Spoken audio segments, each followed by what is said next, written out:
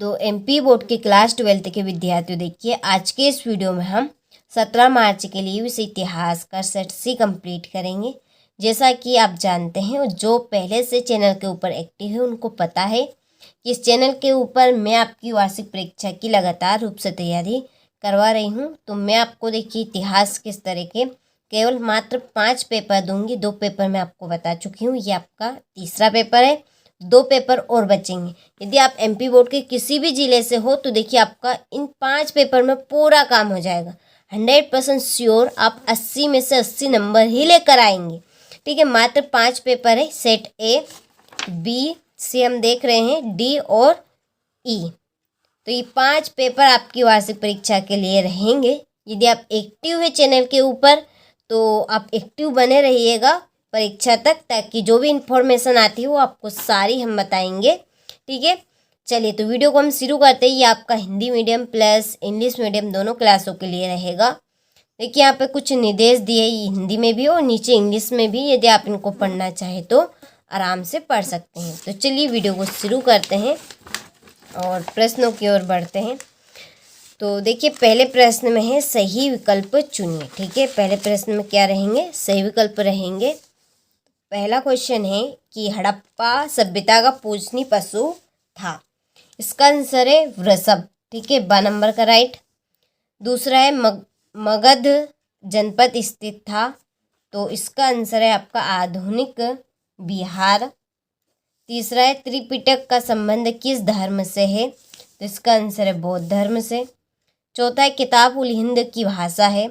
इसका आंसर है अरबी। किस विदेशी यात्रा ने विजयनगर की तुलना रोम से की है? तो इसका आंसर राइट है, निकोलो टोकी। छठा है भारत के नागरिकों को प्राप्त अधिकार है। तो देखिए भारत के नागरिकों को समानता का अधिकार भी प्राप्त है, स्वतंत्रता का भी है, संवैधानिक उपचारों का भी है। तो इसका आंसर आपका क्या रहेगा? ऑटोमेटिक आप समझ सकते हैं, उपरोक्त सभी। ठीक है, इसके बाद में choose the correct option English medium वालों के लिए है। तो पहले का आपका बी है राइट, दूसरे का आपका सी राइट रहेगा। ठीक है, तीसरे का आपका बी राइट रहेगा, चौथे का सी राइट रहेगा, इसके बाद में पांचवे का बी और छठे का ऑल ऑफ द एबो। ठीक है, चलिए रिक्त स्थानों की पूर्ति कीजिए। पहला है हड़प्पा सभ्यता की मोहरे डेडेडेस नामक पत्थर से बनी है। इसका आंसर है आपका सेल खड़ी से बनी है। दूसरा है भगवत गीता में डेडेडेस उपदेश दिए थे। तो भगवत गीता ने किसने उपदेश दिए थे? हर एक बच्चे को पता है। तो किसने दिए थे बताइए जल्दी से, आप भी देने का प्रयास करें। श्री कृष्ण ने। तीसरा महात्मा बुद्ध का जन्म डेडेडेस में हुआ था। तो कौन से गांव में हुआ था महात्मा बुद्ध का जन्म? तो इसका आंसर है लुबनी गांव में। कौन से? लुबनी। चौथा है कौटिल्य ने राजनीति शास्त्र पर आधारित डेडेडेस नामक प्रसिद्ध ग्रंथ लिखा। तो इसका आंसर है अर्थशास्त्र।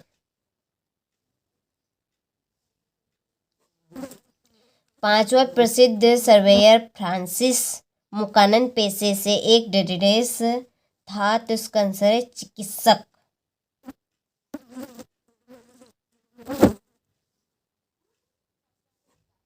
और छठा है डेडेडेस डाक प्रणाली की कार्यकुशलता देखकर चकित रह गया। तो कौन रहेगा? इब्न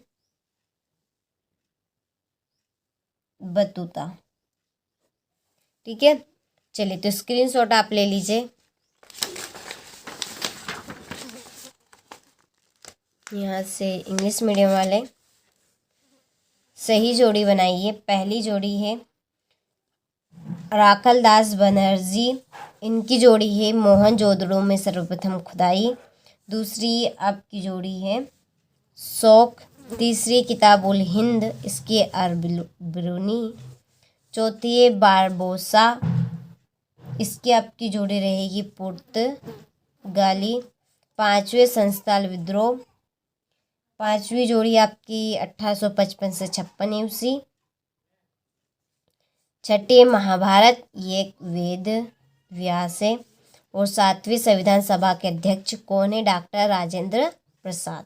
ठीक है, चलिए स्क्रीनशॉट ले लीजिए, ये आपके इंग्लिश मीडियम वालों के लिए। क्वेश्चन नंबर 4 है, एक वाक्य में उत्तर दीजिए। पहला है अफगानिस्तान में मिले अशोक के अभिलेख किस लिपि में लिखे गए थे? इसका आंसर है आपका यूनानी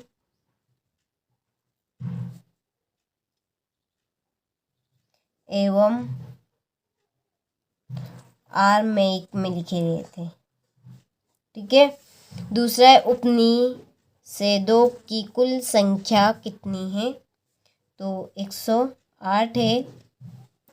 और तीसरा है महान और लघु परंपरा जैसे शब्द किस इतिहासकार ने प्रयुक्त किया? तो देखिए इसका आंसर है आपका रॉबर्ट रेडफील्ड। ठीक है, चौथा है कोलिन मैकेंजी ने विजयनगर की यात्रा कब की? तो उन्होंने की थी 1800 ईस्वी में। कब की थी? 1800 ईस्वी में।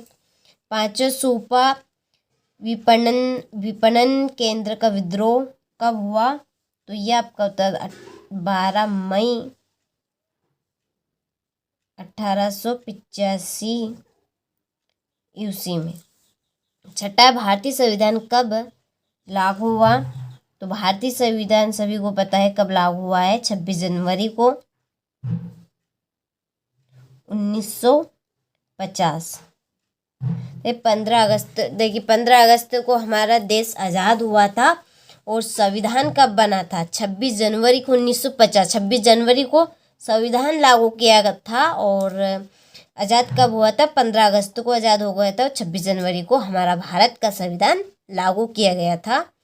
सातवां है दक्षिण भारतीय वैष्णव संत किस नाम से जाना जाता था? तो इसका आंसर अलवार के नाम से। किसके नाम से? अलवार के नाम से। चलिए तो स्क्रीनशॉट आप यहाँ से ले लीजिए, इंग्लिश मीडियम वालों के लिए यहाँ से।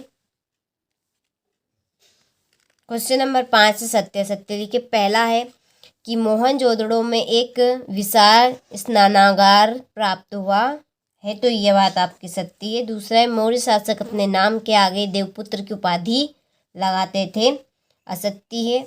तीसरा है गोत्र परंपरा में प्रत्येक गोत्र का नाम एक ऋषि के नाम पद्मावत है, तो इसका आंसर पद्मावत पर होता है। ठीक है, यहाँ पर है आपका पर, एक ऋषि के नाम पर।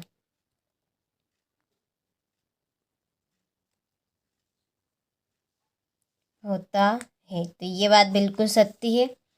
चौथा है बर्नियर मुगल कालीन शहरों को शिविर नगर कहता था, तो ये भी सत्य है। और पांचवा पेशकाश मुगल राज्य के द्वारा ली जाने वाली एक भेंट थी, तो ये भी आपका सत्य। और छठा आपका सत्य रहेगा। ठीक है, चलिए तो स्क्रीनशॉट आप ले लीजिए यहाँ से।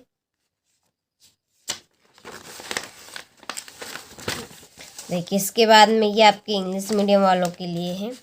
चलिए टिक मार्क में आपके कर देती हूँ। पहला सत्य है, दूसरा सत्य, तीसरा आपका सत्य है, चौथा सत्य रहेगा, पांचवा सत्य रहेगा और छठा आपका असत्य रहेगा। ठीक है, क्वेश्चन नंबर 6 है संविधान सभा में श्री बालकृष्ण शर्मा द्वारा शक्तिशाली केंद्र के पक्ष में दिए गए तर्कों को लिखना है।